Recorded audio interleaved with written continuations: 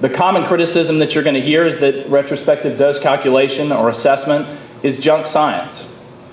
If it is junk science, then industrial hygiene itself is junk science. And I don't think that if we're looking for common ground, I don't think that we would all agree with that. Industrial hygiene is very important.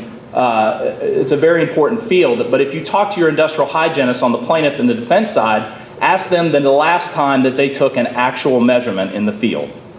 I bet you that answer will be it's been a long time. And the reason for that is that most of industrial hygiene, a lot of it, when there are gaps in data, which is the whole practice of industrial hygiene if you're not measuring the data, is finding data that has already been done either in the 50s, the 60s, the 70s, still today. And there's a lot of it out there. There's thousands of articles with data, peer-reviewed. And taking that data and applying it to your case.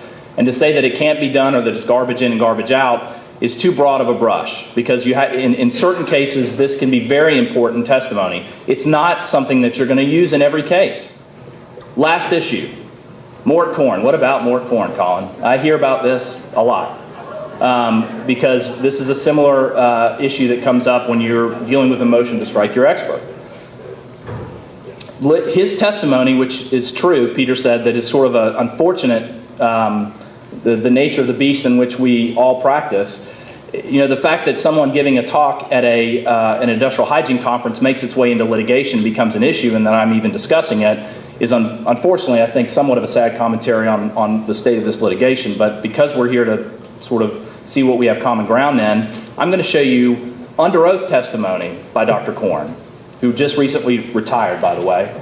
And this is right here in San Francisco. This is a deposition of his in 2002.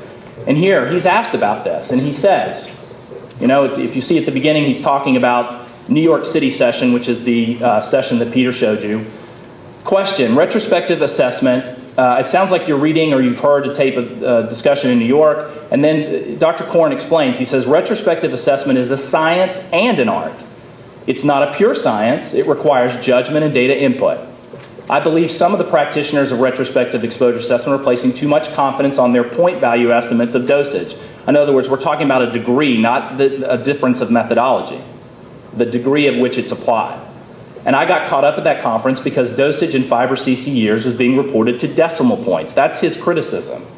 It's not the methodology. And I said this is ludicrous. And there are a lot of people that agree, depending on how far you carry that decimal point out, that it is ludicrous.